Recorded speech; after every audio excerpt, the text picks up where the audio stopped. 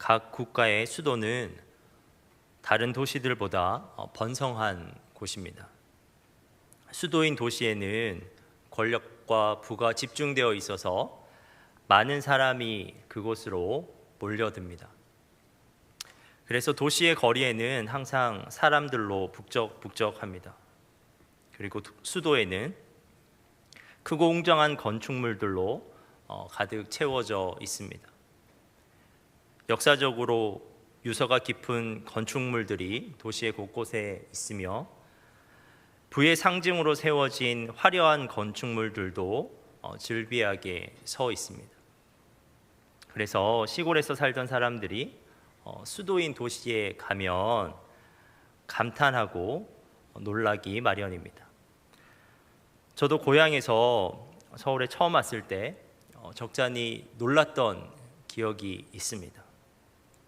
나름 지방 대도시에서 살았다고 자부했는데 서울의 광경은 그 도시와는 또 달랐습니다.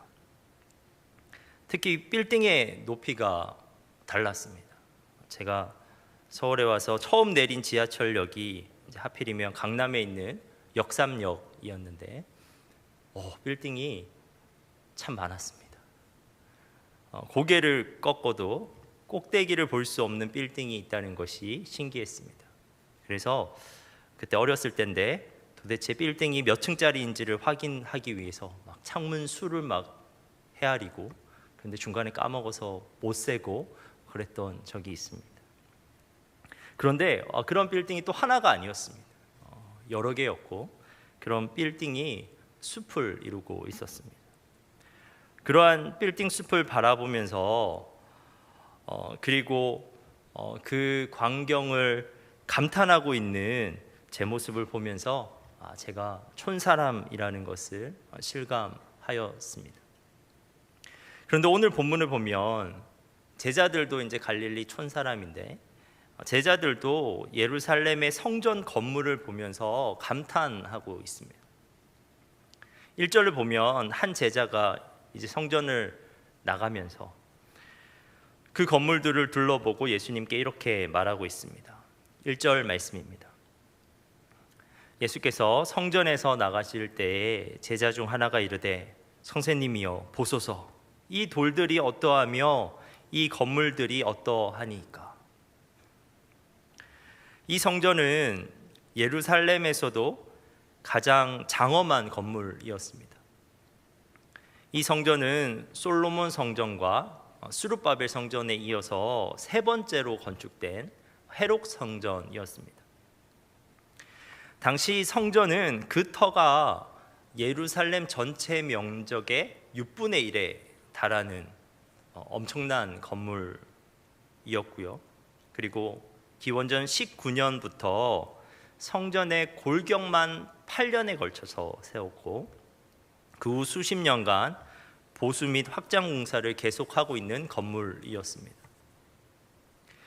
성전은 100색의 돌들로 되어 있었으며 각각의 돌은 이제 엇갈려서 이제 쌓여 있었는데, 그래서 멀리서 보면 마치 그 성벽에 파도가 있는 것처럼 보였다고 합니다. 또한 돌들 가운데 주춧돌 하나는 길이가 7m, 높이가 1m 이상으로 몹시 큰 것도 있었고, 그리고 그 전면은 화려한 그림들로 조각되어 있었습니다. 게다가 많은 황금을 사용해서 성전 곳곳을 장식해 놓기도 하였습니다. 한마디로 예루살렘 성전은 당시 문명의 기술과 예술이 총 결집되어 있는 건축물이었습니다. 로마 역사가 타키투스는 그 예루살렘 성전을 보고 이렇게 말했습니다. 예루살렘 성전은 황금으로 장식된 백색 대리석의 거대한 상과 같다라고 말하면서 그 건물을 극찬하기도 하였습니다. 그래서 예수님의 한 제자도 성전을 보면서 흥분이 된 겁니다. 예수님, 성전의 돌들이 정말 엄청나지 않습니까? 이 건물이 정말 대단하지 않습니까? 예수님은 어떻게 생각하십니까? 라고 흥분하면서 예수님께 지금 질문하고 있는 겁니다. 그런데 이 제자의 물음에 예수님의 답은 너무나 뜻밖입니다. 2절에서 예수님께서 그 흥분한 제자의 질문에 이렇게 답하십니다. 2절 말씀입니다. 예수께서 이르시되 내가 이 큰 건물을 보느냐? 돌 하나도 돌 위에 남지 않고 다 무너뜨려지리라 하시니라. 예수님은 그 성전을 바라보시면서 분명 제자하고 지금 똑같은 건물을 바라보셨는데 똑같은 감정을 느끼지 않으셨습니다. 왜냐하면 그곳을 바라보는 예수님의 관점이 달랐기 때문입니다. 제자들의 눈에는 성전이 장엄한 건축물로 보였지만 예수님의 눈에는 성전이 하나님의 임재가 떠나버린 영적 폐허로 보였습니다. 예수님의 눈에는 화려한 건물보다 뭐가 보였냐면 성전 경내에서 벌어지고 있는 그 장사치들의 부패가 보였고, 그리고 외식으로 드려지고 있는 희생제사가 보였습니다. 그리고 예수님의 눈에는 현재 넘어 미래가 보였습니다. 그들의 죄악으로 말미암아 곧 도래하게 될 하나님의 심판이, 성전의 종말이 보이는 겁니다. 돌 하나도 돌 위에 남지 않고 다 무너뜨려지리라. 여러분, 오늘 본문에서 예수님은 제자들과는 전혀 다른 관점, 즉 영원의 관점에서, 진리의 관점에서 성전을 바라보셨습니다. 세상적으로는 가장 화려해 보이는 곳이 영적으로는 가장 암울한 곳일 수도 있습니다. 겉으로 보기에는 가장 거룩해 보이는 것이 속으로는 가장 타락한 곳일 수도 있습니다. 우리의 눈은 겉모습만 보기가 쉽습니다. 하지만 예수님께서는 지금 성전에서 더 본질적인 것을 보고 계신 겁니다. 그런데 예수님의 시야는 항상 그랬습니다. 예수님은 건물뿐만 아니라 사람을 볼 때도 그리하셨습니다. 사람을 볼 때도 겉모습을 보신 것이 아니라 그 사람의 중심을 보셨습니다. 거룩해 보이는 성전에서 영적 폐허를 보셨듯이 경건해 보이는 바리새인에게서 독사의 모습을 보셨습니다. 또 그와는 반대로 갈릴리 실곳 사람 시몬에게서는 반석 베드로를 보셨고, 나다나엘에게서는 거짓이 없는 참 이스라엘 사람을 보셨고, 사람들이 천하다고 손가락질하는 여인에게서는 깊은 내면의 아름다움을 보셨습니다. 사랑하는 여러분, 예수를 믿고 사는 우리는, 예수님을 믿고 사는 우리는 예수님의 눈으로 볼 수 있어야 합니다. 세상과는 다른 관점으로 볼 수가 있어야 됩니다. 어떠한 장소의 화려함에 사로잡혀 버리는 것이 아니라 어떤 사람의 소유와 직함에 우리가 집중하는 것이 아니라 우리가 정말 봐야 되는 것을 봐야 됩니다. 영원의 관점에서, 진리의 관점에서 무엇인가를, 그리고 누군가를 보도록 우리가 훈련해야 되며 정말 그 영적인 것들을 우리가 볼 수 있어야만 합니다. 이제 성전을 나온 예수님과 제자들은 감람산으로 갔습니다. 감람산은 예루살렘 동쪽에 있는 산으로, 예루살렘에서 거리가 멀지 않아 산 위에 서면 예루살렘 성전이 전체적으로 보였습니다. 예수님께서는 그 산에서 성전이 마주 보이도록 앉으셨습니다. 가까이에서 본 성전도 멋졌겠지만 산 위에서 바라보는 성전은 얼마나 더 장관이었을까요? 그때 제자들이 다시 예수님께 다가왔습니다. 제자들은 예수님의 불길한 예언이 계속 마음에 걸리니까 그것에 대해서 더 자세히 물어보기 위해 온 것입니다. 3절과 4절입니다.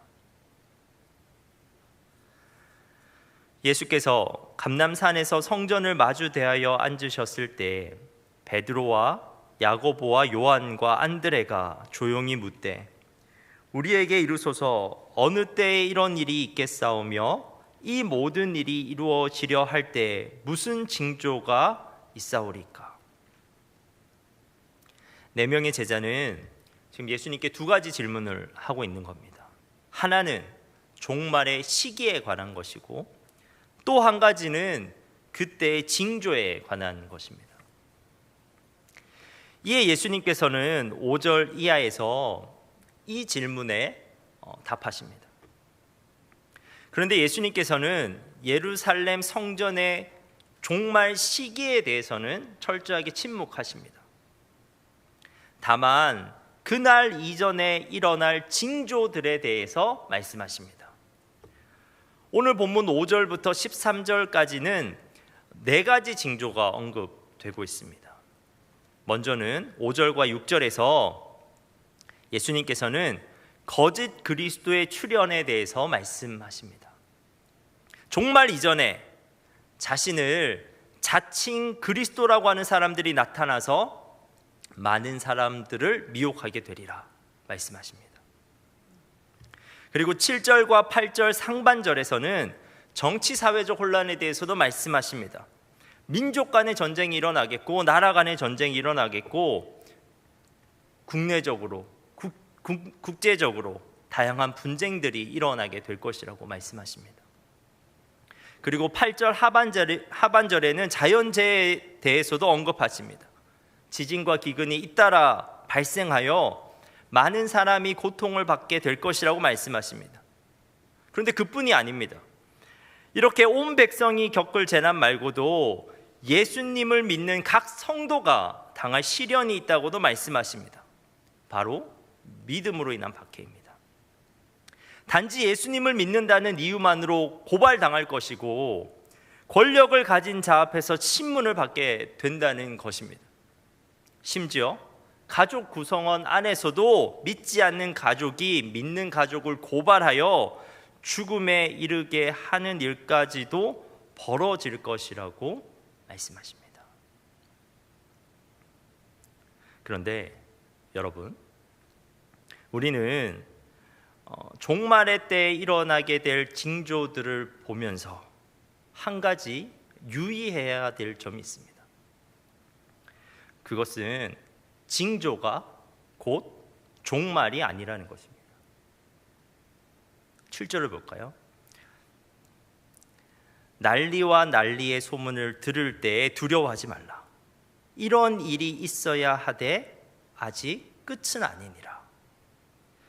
전쟁의 징조가 곧 종말이 아니라는 것입니다. 8절입니다. 민족이 민족을 나라가 나라를 대적하여 일어나겠고 곳곳에 지진이 있으며 기근이 있으리니 이는 재난의 시작이니라. 지진과 기근의 징조가 종말의 시작이지 종말의 끝이 아니라는 것입니다. 여러분, 아무리 많은 전쟁이 일어나도 전쟁 그 자체로 종말이 오는 것이 아닙니다. 아무리 큰 지진과 심각한 기근이 온다고 해도 그 재난 자체로 종말이 오는 것이 아닙니다. 종말은 하나님의 손에 달려 있습니다. 역사의 끝은 하나님이 내리십니다. 하나님께서 끝내셔야 끝나는 겁니다. 예루살렘 성전은 전쟁으로 끝난 것이 아닙니다. 하나님께서 끝내신 겁니다. 하나님의 때에 하나님의 방법으로 심판하셨습니다. 결국 예루살렘 성전은 주 70년에 유다 백성의 대로마 항쟁을 진압하고자 예루살렘을 점령한 로마 군대에 의해서 철저하게 파괴되었습니다. 그때가 하나님이 되었습니다. 그것이 하나님의 방법이었습니다. 그 종말의 때 이전에도 수많은 징조들이 있었지만 전쟁은 여전히 일어나고 있었고 기근과 질병이 일어나고 있었지만 그때가 아니라 하나님의 때가 되었을 때 예루살렘의 성전이 파괴되었습니다.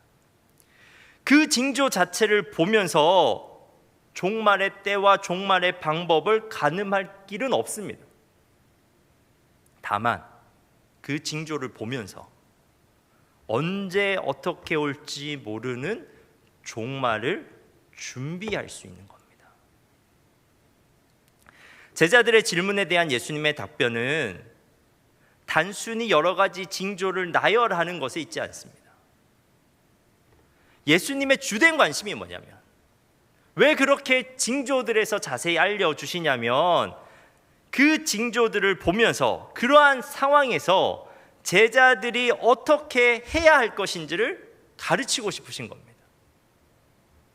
그래서 5절에 말씀하십니다. 주의하라. 미혹받지 않도록 주의하라. 7절에 말씀하십니다. 두려워하지 말라. 난리의 소문을 들을 때 두려워하지 말라. 그리고 9절에 말씀하십니다. 스스로 조심하라. 그런데 여러분, 오늘 예수님의 종말에 대한 말씀은 이게 복합적 예언입니다. 예루살렘 성전의 종말은 우리가 기다리고 있는 종말과 오버랩이 됩니다. 예수님께서 말씀하고 계시는 그 성전 파괴에 대한 그 종말에 대한 징조들은 단지 예루살렘 성전의 종말에만 국한되는 것이 아닙니다. 단지 성전 종말의 시대를 살아간 제자들에게만 하신 말씀이 아닙니다. 제자들에게 말씀하신 종말의 징조들은 최후의 종말을 기다리고 있는 우리에게도 여전히 유효한 징조들입니다. 실제로 이러한 징조들은 우리의 현실에서 빈번히 들려오는 소식이 아닙니까? 거짓 그리스도의 등장, 민족 간의 분쟁, 나라 간의 전쟁, 지진과 기근, 그리스도를 향한 박해의 소식. 이거 오늘도 우리가 뉴스에서 들은 소식들이 아닙니까? 그런데 이러한 뉴스들을 들으면서 여러분은 어떠한 생각을 하십니까? 우리는 흔히 그러한 뉴스들을 들으면서 말세다 말세야 라고 혼잣말을 하고는 합니다. 근데 정말 그렇습니다. 우리가 살아가는 시대가 말세입니다. 종말의 징조들이 나타나고 있는 임박한 종말의 시대를 우리가 살아가고 있는 겁니다. 우리는 수많은 징조들을 보면서 두려움을 느낄 수도 있습니다. 이제 희망이 없는 것처럼 절망감을 느낄 수도 있습니다. 우리는 우울해하면서 어차피 망해가는 세상 가운데, 이 소망 없는 세상 가운데 그냥 대충 살자라고 생각할 수도 있습니다. 하지만 여러분, 그것이 아닙니다. 그것이 아닙니다. 비관주의로 가면 안 됩니다. 허무주의로 가면 안 됩니다. 그렇게 살라고 예수님께서 징조에 대해서 말씀하신 것이 아닙니다.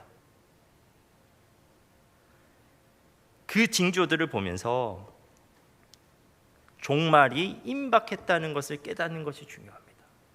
오늘이라도 종말이 올 수 있구나 생각할 수 있어야 됩니다. 그리고 그 깨달음으로 곧 도래하게 되는 종말의 때에 심판주 되시는 하나님에 대한 나의 자세를 바르게 하는 것이 중요한 겁니다. 징조 자체에 몰두하면서 두려워하는 것이 아니라 그 징조로 말미암아 더욱 하나님에게 집중하며 그 종말을 올바른 자세로 준비해야 하는 것입니다. 그리고 여러분, 그러한 징조들을 보면서 또 한 가지 생각해야 되는 것이 있습니다. 그것은 이러한 징조들이 결코 하나님의 부재, 하나님의 무능력을 드러내는 사건이 아니라는 것입니다. 하나님께서 그냥 그 상황을 방치하고 계신 것이 아닙니다. 하나님께서도 이제 이 땅에는 희망이 없구나, 이 땅에서 손을 떼시고 그저 팔짱을 끼신 채 종말의 때를 기다리고 계신 것이 아니라 말입니다. 이러한 말세의 시대에도 예수님의 권면처럼 두려워하지만 말고 주의하고 있으면, 그리고 스스로 조심하고 있으면 우리의 영적인 눈에 포착되는 현실이 있습니다. 하나님의 현실, 하나님의 구원의 역사가 그 징조들 가운데서도 보입니다. 그것을 보는 사람들이 있습니다. 10절입니다. 또 복음이 먼저 만국에 전파되어야 할 것이니라. 재난의 징조 가운데서도 하나님의 구원의 역사가 계속된다는 겁니다. 누군가에게는 복음이 전파된다는 것입니다. 오히려 그 징조들 가운데서 더 빠르게, 더 광범위하게 복음이 전파될 것이라는 것입니다. 그리고 11절에서 볼 수 있는 것처럼 박해의 징조 가운데서도 누군가에게는 성령이 임해서 그 박해 가운데서도 담대히 복음을 전하는 사람이 있을 거라는 겁니다. 세상의 권력자들 앞에서도 자신의 믿음을 담대히 증언하게 되는 일들이 일어날 것에 대해서 말씀하십니다. 여러분, 하나님의 종말은 끝내는 것이 목적이 아닙니다. 오히려 살리는 것에 목적이 있습니다. 종말의 징조를 통해서 우리가 하나님을 더욱 붙잡아서 우리가 영적으로 살아나야죠. 그리고 우리는 어떠한 혼란 속에서도 그 살리는 역사, 구원의 역사를 보고 포착할 수 있고, 그리고 그 구원의 역사에 동참할 수 있어야 되는 겁니다. 그런데 그 구원의 역사의 흐름에 참여하는 자, 그 사람에게는 종말이 전혀 다른 의미가 됩니다. 여러분, 예루살렘 성전의 종말은 유대 종교의 끝이었지만 새로운 교회의 시작이었습니다. 최후의 종말은 이 땅과 이 하늘의 끝이지만 새 땅과 새 하늘의 시작입니다. 누군가에게 종말은 심판이지만 누군가에게 종말은 구원입니다. 여러분, 우리가 걷는 신앙의 길은 꽃길이 아닐 수 있습니다. 여러 가지 징조로 인해 혼돈의 길일 수도 있고, 그 길이 박해의 길일 수도 있습니다. 하지만 분명한 것은 우리가 걷는 그 신앙의 길의 끝은 분명 구원이요, 분명 천국이라는 것입니다. 그래서 예수님께서는 13절에서 이렇게 말씀하십니다. 우리가 함께 13절 말씀을 읽어보도록 하겠습니다.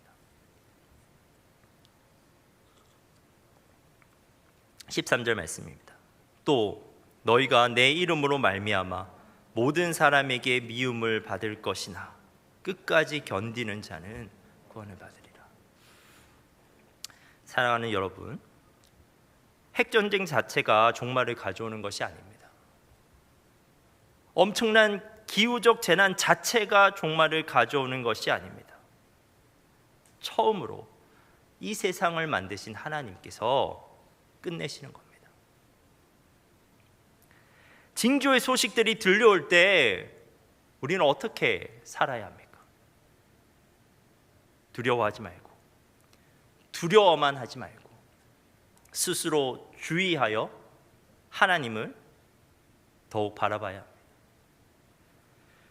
그리고 우리가 그 역사에 적극적으로 참여하는 자가 되어야 합니다. 어떠한 혼란 가운데서도 분명히 하나님의 살리는 역사는 계속됩니다. 종말의 때까지. 그 살리는 역사에 우리가 초점을 두고 우리가 적극적으로 그 구원의 역사에 참여하는 자가 되어야 하는 것입니다. 예수님께서는 우리에게 말씀하십니다. 끝까지 견디는 자는 구원을 받으리라. 기도하겠습니다.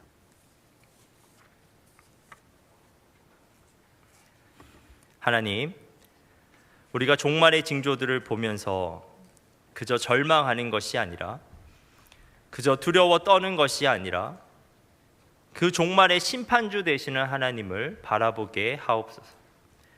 그리고 그 혼란스러운 징조들 가운데서도 확장되어 가는 하나님의 구원 역사에 적극적으로 참여하는 자 되게 하옵소서. 우리의 신앙의 끝은 구원이요 천국인데 끝까지 그 길을 갈 수 있는 인내를 우리에게 허락하여 주옵소서. 예수님의 이름으로 기도합니다.